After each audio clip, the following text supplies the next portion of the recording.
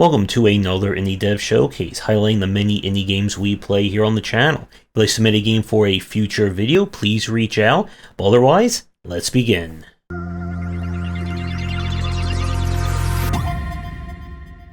We are starting things off with Astral Ascent, and with the title update in the banner art there, this game has been in early access for some time, and what you see will probably not represent the current version of it. Since the release, they have updated things, including changing how rarities work, adding in new characters, and so on. But nevertheless, this is an action roguelite, in a similar sense to that of a Dead Cells variety.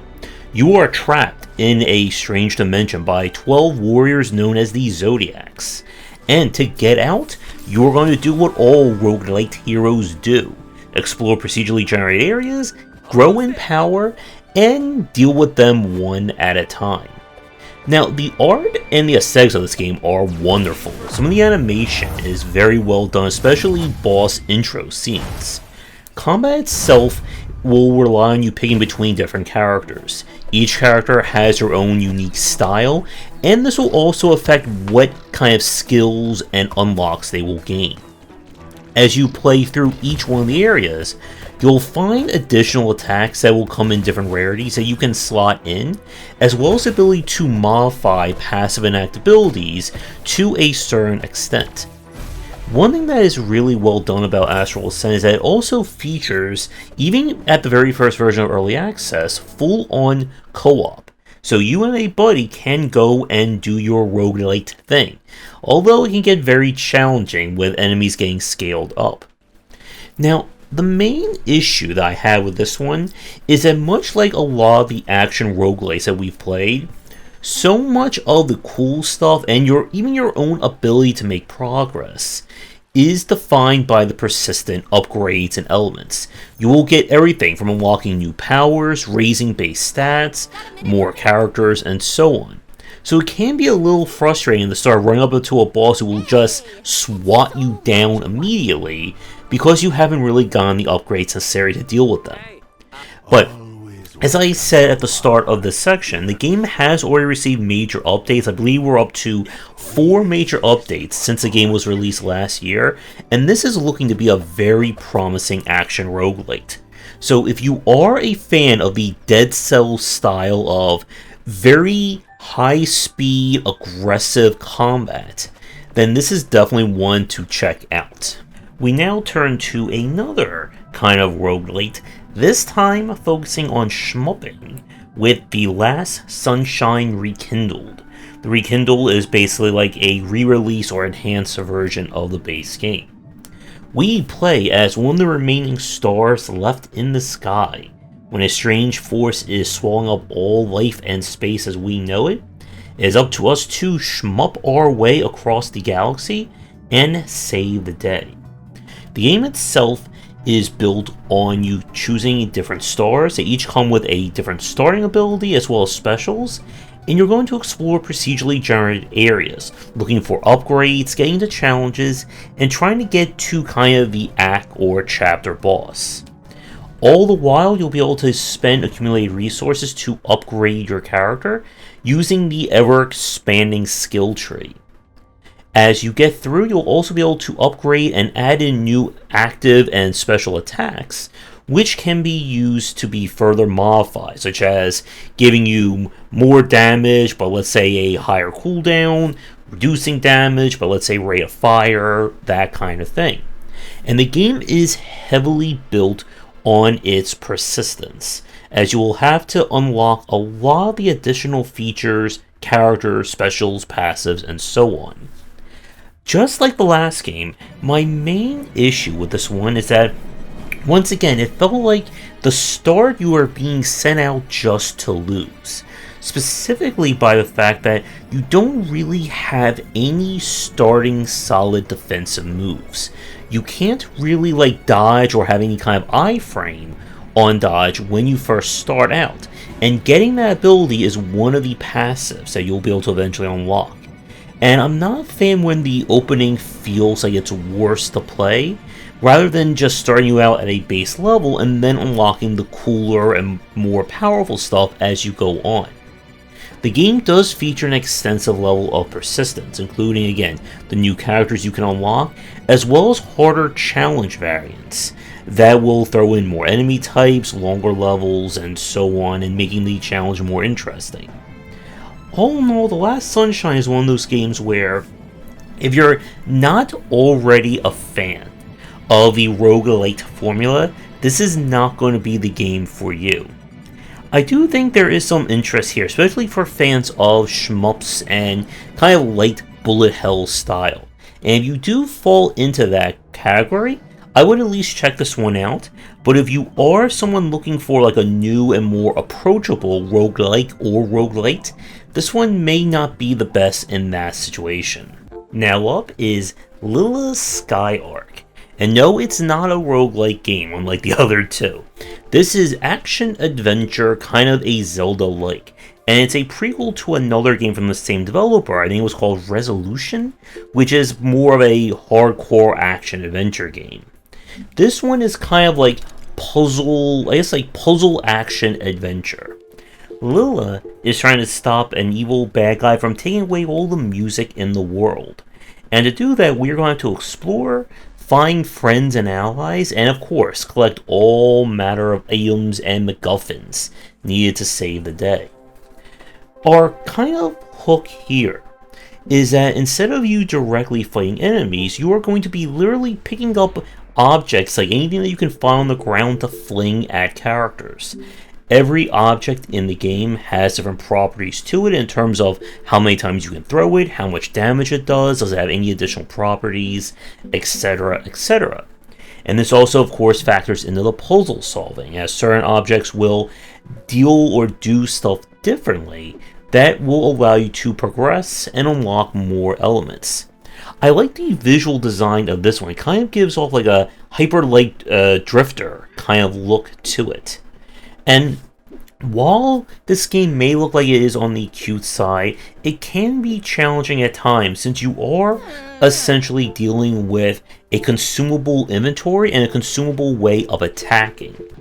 For some of the boss fights, they will just like drop like normal enemies or so you can pick up, but it's definitely one of those games where having heavier objects or the right one for a job will greatly reduce the difficulty of it. All in all, I would say this is an enjoyable Zelda-like to check out. It can be a little challenging at times, but there's certainly a lot to explore and uncover. And as I said, the game, like this is the prequel to another game from the same developer, which is far more, I think, hardcore in its gameplay. So if you're looking for something that's more action-oriented, that one will probably be the best one to check out. But if you're looking for, again, more on the action-adventure puzzle variety, Lila's Sky Arc is a great game. And with that, we're going to take a quick break. When we come back, we have 3 more games to look at for our showcase. And as always, if you're interested in my thoughts on design, then check out my game design books. For entry-level students, we have 20 essential games to study, and then the Game Design Deep Dive series that takes an extensive look at different genres, with more coming soon. We now, once again, go back to a roguelike for this week's showcase with LootRiver. Please note the footage you are seeing is taken from early access and may not represent the current version of it. This is a game that had a lot of buzz thanks to its unique aesthetics when we were seeing like early footage of it. And as I said, this is an action roguelike in similar vein to that of a Dead Cells style design, except here you're going to be maneuvering these kinds of rafts and blocks Sokoban style to move from area to area. So you're not just kind of trying to fight, you have to maneuver these blocks in order to get around enemies, avoid fights you don't want to do, or try to reach treasures that can help you. There is persistence in the form of unlocking new gear, upgrading your stats, and that kind of thing. And I really do like the aesthetic of this game, this kind of like sewer look to it. But with that said, the game had some very annoying issues right at the start of early access, and I don't know how the game is doing today. The big issue, first, is with the combat itself. The isometric perspective makes it a little bit hard to gauge perspective when it comes to parrying attacks, which this is one of those games where every weapon has kind of a different parry time, different ways of attacking, and so on. So it can be very weird when you're switching from weapon to weapon, especially when you have enemies who are faster than you, who can attack very quickly. And if you don't get that parry down, you are just going to get destroyed by them. Now the other issue of this game is with the Sokoban style design. Because you're not just moving from room to room, you're kind of always solving these like miniature puzzles. It does kind of create this very kind of awkward pacing, as you'll get into a great big fight, and then you gotta spend a few minutes solving this miniature Sokoban puzzle before you get to the next encounter. And it doesn't have, I think, that same rush and flow in terms of its pacing compared to other games like we played earlier with Astral Ascent, Dead Cells, and so on. Now, I know following the complaints of the game at launch, developers have been releasing more patches and trying to fine-tune things. So for anyone who is playing it currently, please let me know if things have improved. I will at least give this a nod for the aesthetics and the unique elements of it alone, but if you are looking for kind of an easier to play action roguelike, at least in the version that I played, LootRiver is not that title. But if you are looking for something different, I would at least give this a check and see where the game is at now. Now up is Beneath Oresa. Now this is going to be a little bit tricky. The footage you are seeing is taken from the demo that we played, but I have already played the early access version and can give my thoughts on kind of the whole experience there. But there is a slight possibility that what you see in terms of UI or general UX may not represent the current version of this one. But this is a game that is a very stylized take on the deck building roguelike. It has kind of like that same kind of like cel shaded or comic book aesthetic of Borderlands. But for this one, it is up to us to brave kind of the tunnels and things underneath Oresa to stop evil and beat up enemies along the way. You'll choose from kind of a different clan at the start of the game. Each clan has its kind of own unique style, as well as different leaders. The leader, and that's the guy you see right here, that will determine kind of like your special ability or your starting kind of special cards that are locked to your deck, but you'll also choose from one of the other leaders in the tribe as your assistant. And the assistant can be, your relationship can kind of be leveled up, which will unlock special cards for them. Now, for this guy, or for this tribe right here, one of their big aspects is that every time they draw a new hand, some of their cards have Zeal on the card itself. You don't want to play those cards, as it will build up this kind of counterattack meter that will allow you to instantly block and then do damage based on the level or the size of that meter to an enemy's attack. And that's a very big deal in this game, as bosses and elites can hit hard. But other than that, the game has all the usual trappings of the deck building roguelike. You'll choose different paths on the nodes. This will determine what rewards you get. Cards can be upgraded in different ways, so it's not just like the same linear progression. But I really do like the style of this game. Having it kind of play out like quasi real-time action game gives it a different look and feel compared to some of the other deck builders that we've seen. In terms of difficulty, this is again one of those games where it's going to be easy until it's not. And you're really going to have to learn how to make full use of your counterattack and whatever tribe is currently in the game's special abilities in order to get past. Because from what we've played, all battles are going to be in one versus most often a group of enemies. And you'll have to kind of bounce between close and far enemies to avoid attacks. And again, making use of different abilities and upgrades. But still, very impressive deck builder, and it's definitely one that I want to come back to when the game is further along or when it is released. So I don't think this one is going to change your mind if you don't like deck building roguelikes, But if you do and you are looking for a new one to check out, then I definitely recommend Beneath Oresa. And for our last game of the showcase, this is Riftbound. And this is a tower defense style game, as you can probably tell from the look here, very inspired by Plants vs. Zombies. In this case, it's Elementals versus Undead. You are responsible of trying to save the land from the evil undead trying to take over. And you're going to do that using a variety of elementals, aka towers, and trying to keep them from reaching the important crystal you see on the left hand side. Now, where Riftbound differentiates itself from Plants vs. Zombies is by having a far more extensive kind of progression and creating a build instead of the style of Plants vs. Zombies, where in that one it was just whatever towers you take for that battle is it.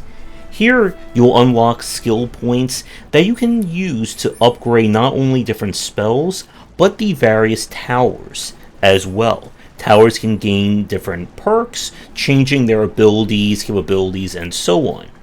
Now, the game is definitely, if you're going to play this on the higher difficulty, harder than Plants vs. Zombies. Enemies have far more health at the start, and you are going to have to really rely on these upgrades and additional abilities in order to stem the tide. All in all, like some of the other games in today's showcase, this is not going to change your mind if you're not a fan of the genre. But if you are someone who enjoyed the Plants vs. Zombies play and looking for something that's a little bit more robust, especially in terms of tower combinations and so on, then I think this could be an interesting one to check out. And the developer has been updating the game since its release, and I believe they are either adding in or they will be adding in some new modes, hopefully around the time that this video is going up. But with that said, thank you so much for watching this week's showcase. As always, you'll find links to all the games mentioned down below. Do the YouTubing, bell-ringing stuff people tell you to do. If you would like me to play your game for a future stream and video, please get in touch. Visit our Discord and Patreon, and come back for daily discussions on game design here, and on game wisdom, where we examine the art and science of games.